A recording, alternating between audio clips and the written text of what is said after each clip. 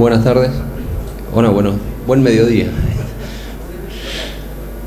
Bueno, bienvenidos al taller de la chacra de Justiniano Pose. Antes que nada, les recuerdo la metodología del taller. Van a hacer una exposición de unos 20-25 minutos para luego dar espacio a las preguntas por parte del público, para lo cual les pido que levanten la mano, así les acercamos un micrófono. Mantengan por favor el orden en la sala, apaguen los celulares, pónganlo en silencio y por favor recuerden no fumar.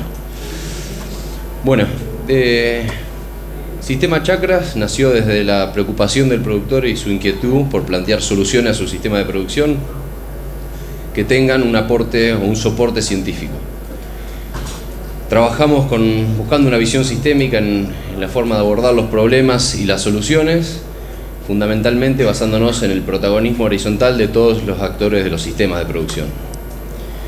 Buscando identificar, generar sistemas de producción competitivos sustentables para una región definida, para un ambiente definido y sistema de producción concreto, a la vez de que en ese proceso se vayan formando recursos humanos. Básicamente la estructura de trabajo, en esta estructura de trabajo en donde buscamos el protagonismo horizontal, tenemos la participación de los productores como generadores de la demanda y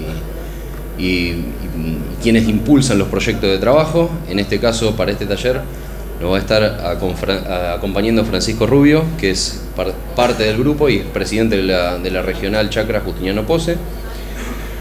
Otra de las patas del motor de la chacra, el corazón de cada chacra, es su gerente técnico de desarrollo, quien lleva adelante el proyecto de trabajo, que es en este caso Alejo Ruiz, que es ingeniero agrónomo de la Universidad Nacional de Rosario.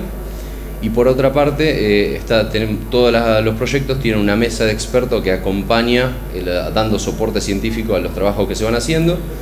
Y en este caso va a estar Lucas Borrás, el doctor Lucas Borrás de la Universidad Nacional de Rosario también, acompañándonos. Y en todo este proceso lo que buscamos es generar productos de calidad. ¿Qué entendemos por eso? Que son productos que satisfagan la demanda de los productores, que sean generados con el protagonismo del productor en su proceso de desarrollo, que realmente tengan impacto en su sistema y que sean aplicados efectivamente a escala de producción todas las soluciones y productos que vayan saliendo del proceso de desarrollo. Así que bueno, los dejo con Alejo, que va a comenzar la presentación.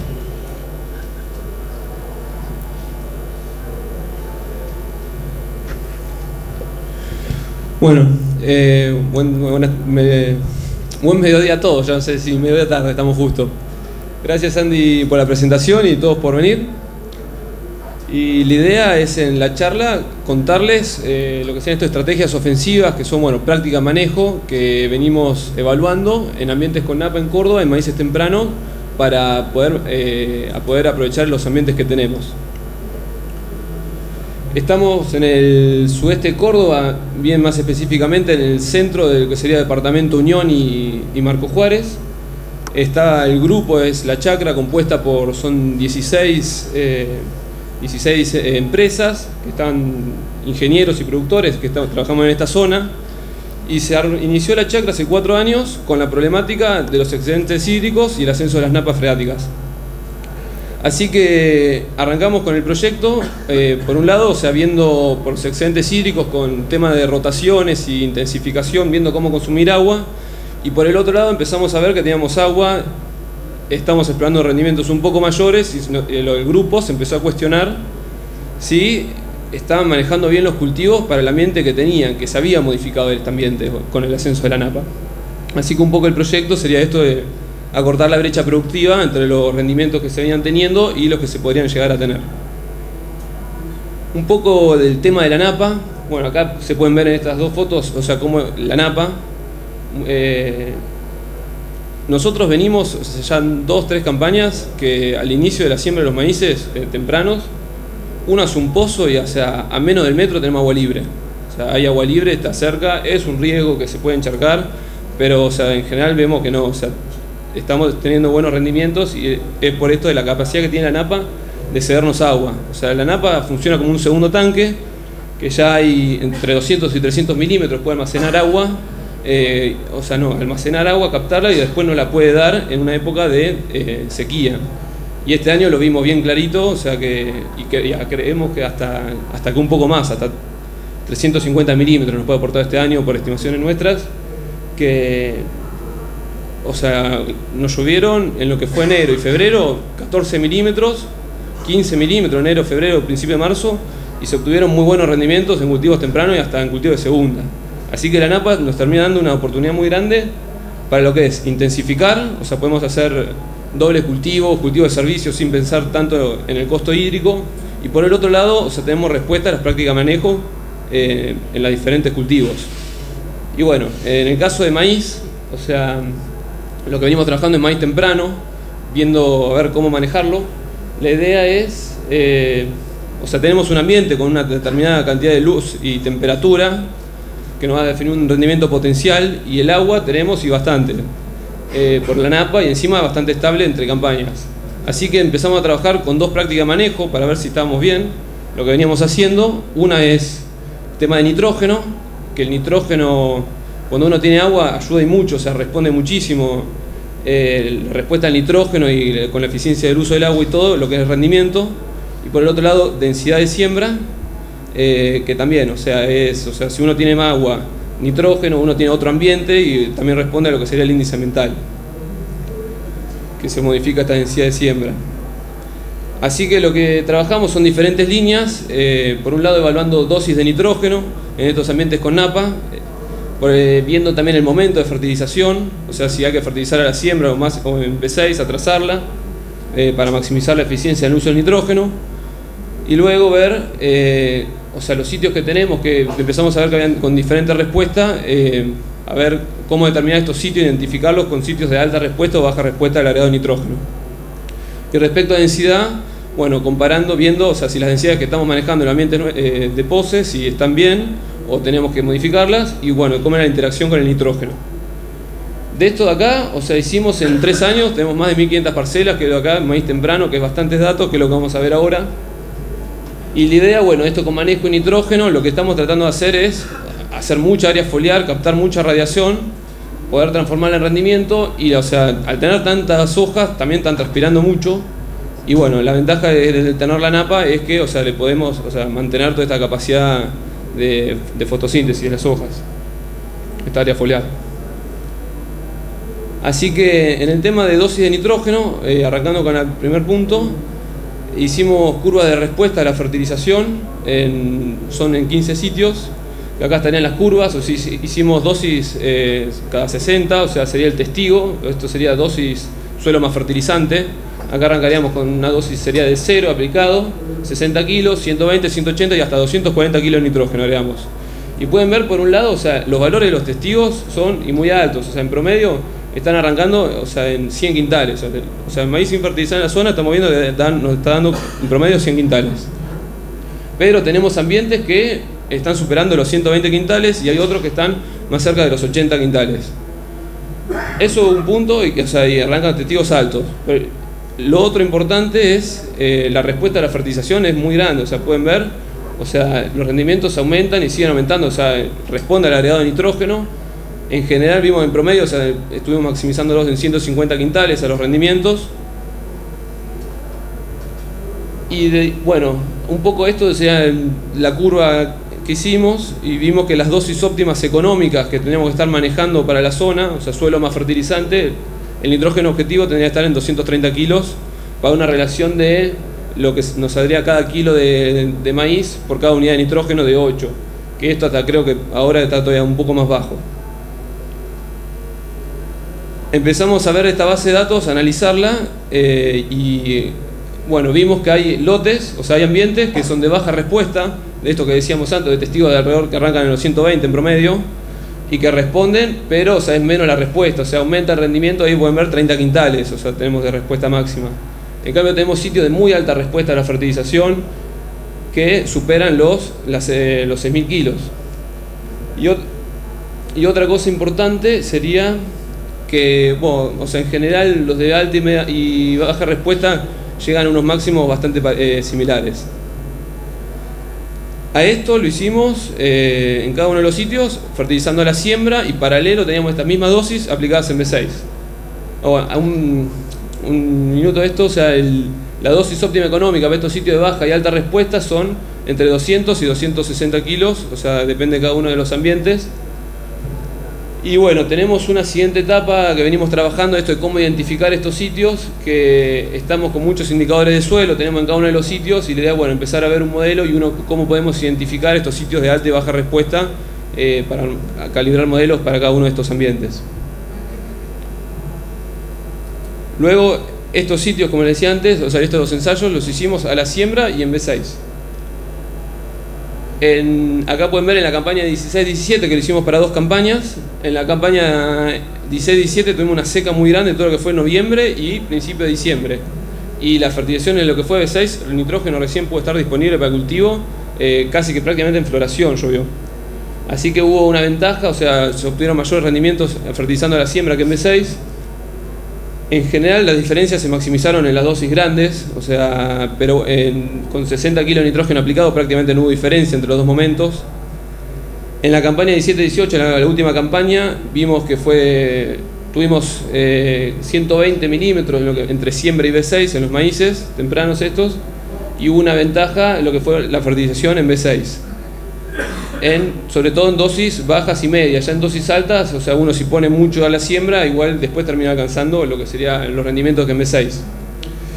Un poco esto para ver la interacción que hay capaz que consigue con la campaña del año climático entre los momentos de fertilización, pero también para destacar que el momento pasa a ser secundario, o sea, mucho más importante pueden ver, o sea, la dosis que lo que es el momento, o sea, es los saltos mucho más grandes a la diferencia que hay entre las dos curvas.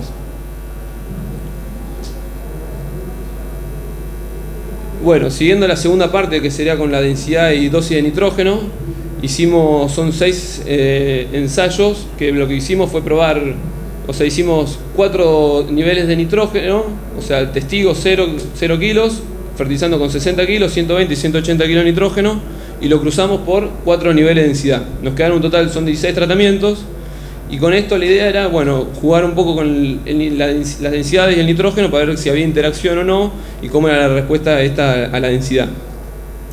Un poco para que vean, acá tendríamos lo que sería 50.000 plantas, o sea, exploramos un rango muy por debajo de lo que se hace en la zona, que sería alrededor de 75.000, 80.000 plantas, y nos fuimos a 130.000 para poder explorar toda la curva. Esto lo hicimos con dos genotipos, los datos de estos 6 sitios, que es 7210 y 7310, que la particularidad que tienen es que toleran el estrés a tener altas densidades, y si uno se pasa un poco también de plantas, o sea, también son estables, que no se va a caer el rendimiento. Bueno, acá tienen 130.000 plantas, lo que sería en etapas avanzadas ya. 50.000 plantas, el problema de Colorado también lo tenemos en la zona. Todo esto es Colorado, no tanto por la maleza, o sea, sino es toda radiación que se nos escapó, lo aprovechó la maleza. Fíjense cómo creció con 50.000 plantas, y 8 surcos al lado teníamos 100.000 plantas, y fíjense lo que es la forma que creció el Colorado, entre nudos largos. O sea, todo esto es más radiación que están tomando el maíz, captando el maíz, y que no se nos está escapando. Un poco para ver bien el efecto claro de lo que sería con la densidad.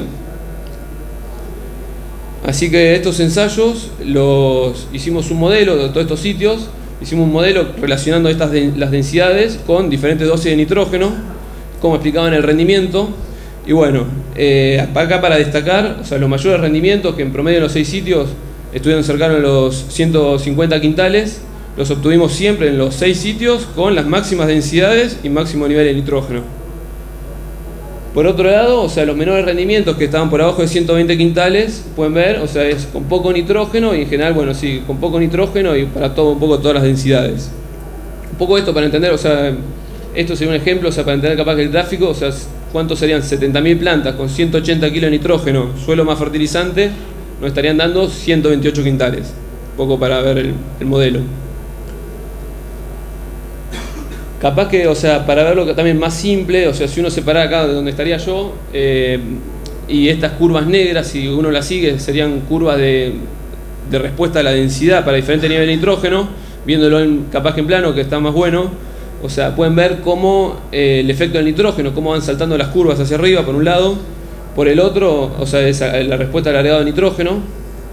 Por el otro, o sea, la baja respuesta al aumento de densidad con 60.000 plantas. Vimos un ligero aumento de rendimiento que enseguida se cayó, pero bueno, no se cayó tan significativo como lo que esperábamos. Y bueno, la respuesta a la densidad, a medida que poníamos más nitrógeno, cada vez era mayor. O sea, cada vez tienen más pendientes estas curvas. Eso es algo importante. Y lo otro es, o sea, el plató, la densidad óptima agronómica, o sea, el máximo en cada uno, también ven que se va desplazando. O sea, cuando tenemos mejor ambiente, o sea, por este agregado de nitrógeno, los máximos rendimientos se obtienen cada vez con densidades cada vez más altas. Esto también de manera similar, o sea, diferentes niveles de nitrógeno objetivo, suelo más fertilizante con densidades. Ahí pueden ver los rendimientos que se obtuvieron. En azul los mayores rendimientos y en rojo los menores, que sería este mismo gráfico. Le hicimos para cada una de estas combinaciones de densidad y dosis de nitrógeno los márgenes brutos. Y bueno, pueden ver, ahora ya sí se corrieron un poco más, no es lo máximo, el 130.000 plantas es lo mejor, el mayor margen bruto. Pero igualmente, o sea, siguen estando con niveles de nitrógeno altos y lo mismo densidades de plantas. El manejo típico de la zona, que podría ser 75.000 plantas y un nivel de nitrógeno objetivo son 160, 100 kilos de nitrógeno aplicado. Se obtendrían 133 quintales y el margen nos dio de $600. Yendo a lo que estamos viendo, que sería más cercano a lo óptimo y manejable, serían 95.000 plantas logradas con 220 kilos de nitrógeno. Y fíjense, o sea, el salto de rendimiento, o sea, que tuvimos, o sea, de 133 a 149 quintales, y el margen bruto nos aumentó $80. Así que bueno, estamos viendo que sí, o sea, hay una relación, o sea, la interacción, o sea, la densidad responde al agregado de nitrógeno y rendimiento, y que los manejos típicos que se hacen en la zona, no, o sea, el manejo que se venía haciendo capaz que no es el mejor. Estamos viendo que hay otro manejo mejor, o sea, que hay que meter un poco más de planta y densidad a estos ambientes. Así que un poco cerrando, por un lado de estos ambientes con napa, ahí tenemos una oportunidad muy grande en poder aumentar los rendimientos, ajustando bien lo que es la fertilización principal, o sea, que lo vimos al principio, que teníamos que estar apuntando ya casi 220 kilos de nitrógeno, suelo más fertilizante, y por el otro lado el tema de densidad de plantas. Vimos que del manejo típico de la zona, o sea, esto de 75.000 plantas con 160 kilos de nitrógeno, yendo a uno más intensificado, podemos aumentar los rendimientos en más de un 10% y lo mismo los márgenes brutos. Los maíces estos intensificados van a tener, o sea, tenemos más rendimiento, estamos generando más biomasa, aportando más carbono, materia seca al suelo. Esta materia seca va a ser de mejor calidad porque, o sea, viene mejor fertilizado. Le estamos compitiendo mejor a las malezas, o sea, porque estamos metiendo más plantas y cerrando entre surco antes y captando más radiación. Y seguramente, o sea, no es lo mismo un maíz, el agua que consume, que necesita estos maíces más intensificados, que lo que será uno típico. Y por otro lado, que creo que lo más importante es este modelo, que el último de este gráfico que le mostré, lo pudimos generar, que es una herramienta que creemos muy importante para los productores, miembros del grupo, y que ya muchos, a partir de esto, o sea, ya empiezan, la mitad del grupo está ya sembrando, apuntando casi a 90.000 plantas, que creo que es bastante importante eso, que se viene aplicando. Y bueno, para agradecerles por haber venido al taller, y bueno, gracias.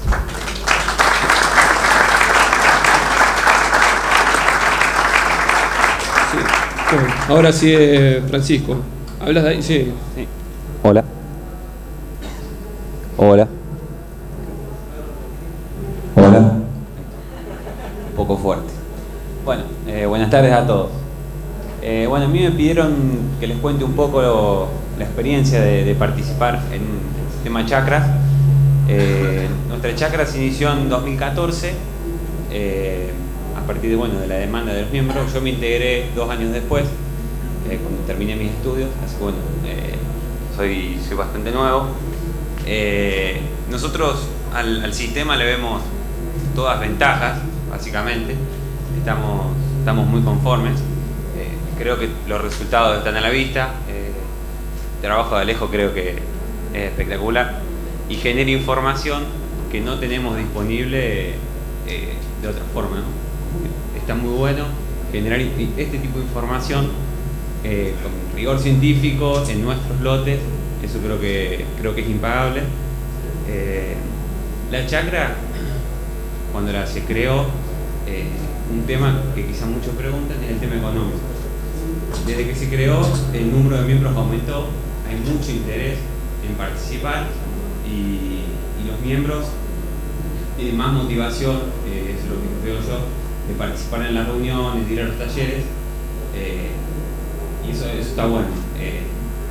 Otra de las ventajas de participar en esto es el contacto con expertos. Por ejemplo, acá Lucas a mi izquierda, tenemos un contacto permanente con gente que sabe mucho y nos aporta muchísimo y lo ayudan a Alejo con su investigación. Yo no me voy a desplazar mucho. La verdad que está bueno. Contáctense si quieren saber más, si nos quieren visitar, estamos abiertos a eso. Y bueno, dejo el espacio para las preguntas. Muchas gracias por participar. Hola, hola. Bueno, vamos a pasar al momento de las preguntas, así que levanten la mano si le alcanzo el micrófono.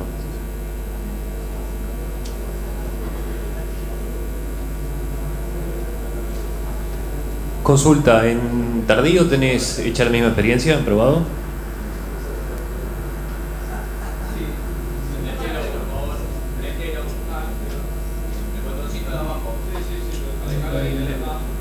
Ahí está. Sí. Tardíos en la zona, o sea, hay cristianos poses, mucho no se hace tardío en sí estamos haciendo mucho que es maíz de segunda. No estamos trabajando con lo que es la interacción de esta densidad con nitrógeno, sí, pero sí con lo que sería la respuesta agregada de nitrógeno, y bueno, vimos que en los tardíos, en maíces de segundo, o sea, tardío arriba del trigo, estamos viendo una respuesta gigante a lo que es la fertilización nitrogenada, que también, o sea, el suelo fertilizante, sí, está arriba casi a 200 kilos de nitrógeno, hay que apuntar objetivo. Lo importante que vemos es esta deficiencia tan grande de estos maíces arriba del trigo que arrancan con el suelo muerto en nitrógeno, así que bueno, estamos viendo se fertilizan a la siembra o a la siembra porque arrancan con prácticamente nada, seguida con 2 o 3 hojas ya se ven diferencias entre las franjas de trigo con las fertilizadas. Y después estamos trabajando algo también en maíces arriba de vicia, en algunas zonas que falta menos disponibilidad de agua, en la que sería la rotación trigo, en rotaciones soja-maíz tardío. Hay algunos de los miembros que están incluyendo lo que es la vicia y no estamos viendo respuesta a la fertilización en maíces arriba de vicia. En cuanto a nitrógeno y densidad, algunas cosas se vieron en la red de maíz tardío de Brasil, ¿no? Que en un inicio tuvo muchos sitios en la zona de ellos y después se fue perdiendo porque se fue moviendo con el maíz tardío de esa zona. En cuanto al nitrógeno, en general hay respuesta a nitrógeno, maíz tardío. Lo que hay que ver es cuántos nitratos tenés en el momento de la siembra, o sea, cuantos más nitratos tenés en el suelo, menos respuesta vas a tener. Y en densidad, un punto importante es que estos son muy buenos ambientes, por lo cual el concepto ese de que vas a tardío y bajás la densidad no debería de ser lo que vos tendrías que estar haciendo. Porque son tardíos que por ahí te rinden 10.000, 12.000, 13.000 kilos y es ilógico, ¿no?, ir a un planteo defensivo en densidad cuando es un ambiente muy bueno. No, tampoco vas a hacer otro extremo, pero no bajar de... Si tenés un rendimiento objetivo de 12.000 kilos, como lo tienen muchos de estos ambientes en tardío, no bajar de 70.000 plantas seguro, de 7, sí. Sí, buen día. Me llamó la atención los rendimientos de los testigos tan altos. ¿Midieron algo de nitratos aportados por la NAPA? Le medimos nitratos a la NAPA y vimos, la verdad que bastante poco. O sea, creemos que esos rendimientos se logran más que todo por la calidad de los suelos. Son suelos buenos y estamos trabajando ahora que sería con el nitrógeno, el mineralizable, ¿viste? Que se cortan plantas a estos testigos cuando llegan a madurez fisiológica, viendo para medir cuánto nitrógeno aportan los ambientes y Y bueno, estamos viendo que están entre, sí, los de 8.000 están más acá de 80 kilos de nitrógeno y los otros están superando capaz los 150 kilos de nitrógeno. Yo acá aportaría una cosita mínima, rápida, es que el mejoramiento ha ido aumentando el rendimiento potencial, pero sobre todo ha ido aumentando el rendimiento en los ambientes más pobres, sea por agua o por nitrógeno. ¿Sí? La eficiencia en el uso del nitrógeno, de los recursos disponibles, de los genotipos nuevos y los viejos, es bien distinto en ambientes pobres. Con lo cual, era esperarse que hoy por hoy, los genotipos los más nuevos, los más competitivos, no te rindan muy mal en ese sentido. Y con 130.000 plantas y testigos, o sea, en densidad, prácticamente no hay plantas estériles. Se saben todas como espiga chiquita, pero o sea, están.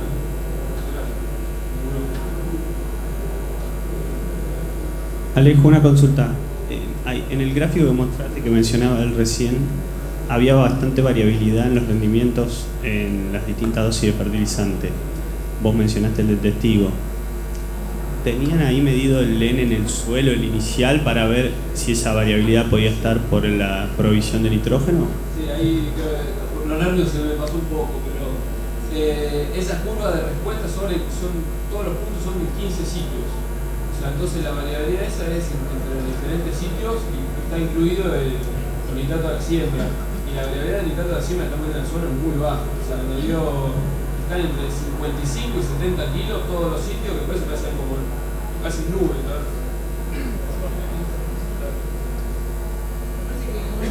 Porque dice dosis en el eje X, pero no es dosis. Es nitratos a la siembra, suelo más fertilizante. Sí, okay. Entonces, dosis objetivo.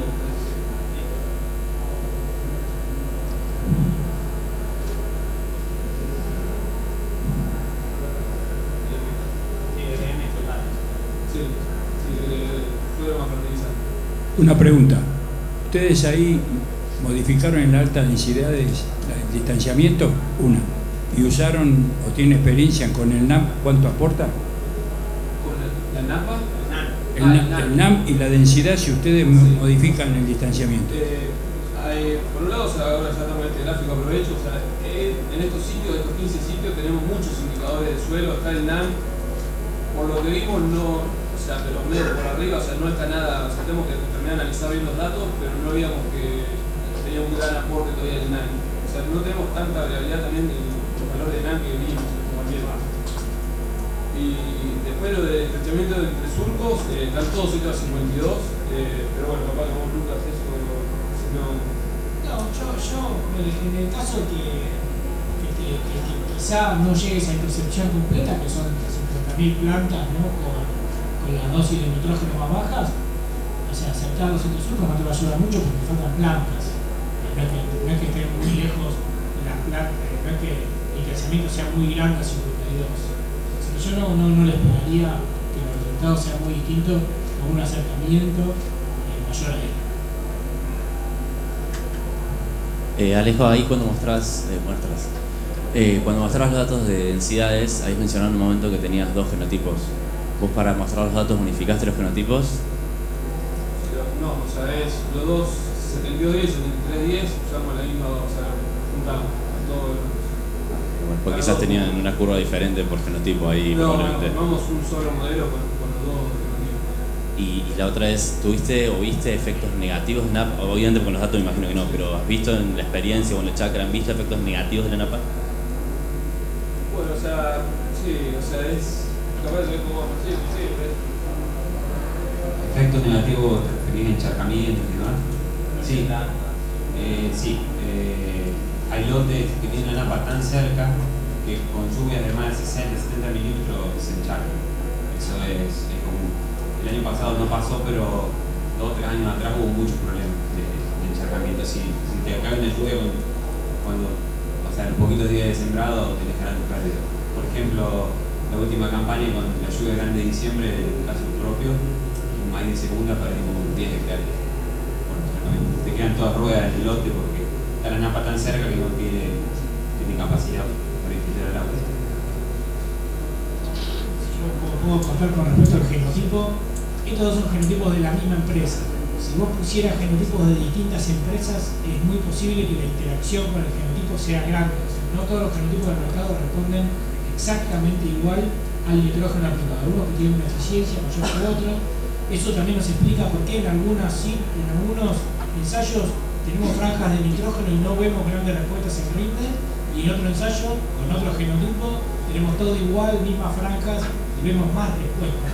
Eso porque los genotipos comerciales que hoy se usan en Argentina no todos responden de igual manera al agregado de algunos más y otros menos. Eso lo menciono porque es relevante para el resultado. ¿Qué tal? Muy bueno, felicitaciones.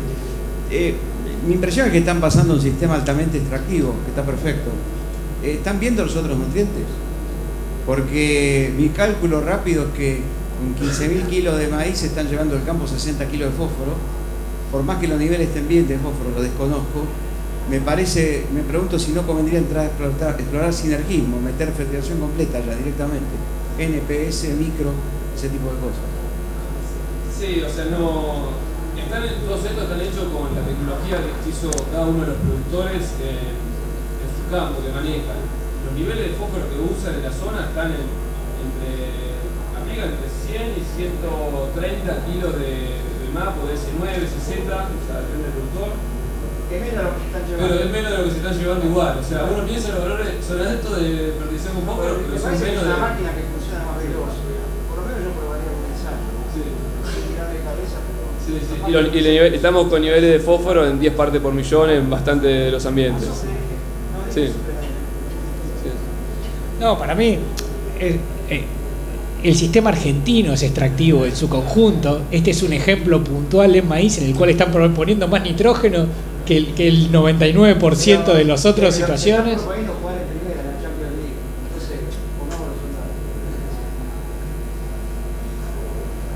Buen día. Una consulta. ¿Han probado otros híbridos? Porque algunas empresas nos recomiendan aumentar tanto la densidad. Sí, no, o sea, los ensayos estos surgieron de parte de los productores y, o sea, son dos híbridos que se siembran y mucho en la zona y bueno, decidimos trabajar, o sea, con estos, pero bueno, no son bastante engorrosos. Los contratistas me ven llegar y salen corriendo, así que imagínate, ¿no? Es complicado capaz de probar más híbridos, la capacidad tenemos. No, pero es verdad que los genotipos no todos responden igual a la densidad y hay algunos genotipos que están recomendados por la misma empresa proveedora de la semilla de sembrar menos densidades. Así que estos resultados son extrapolables a este mismo tipo de genotipo y hay algunos que responden muy distinto a densidad. Así que tendría que haber interacción de ahí. Sí, eso sí. ¿Alguna otra pregunta? Bueno, si no hay más preguntas, le agradecemos a los tres disertantes.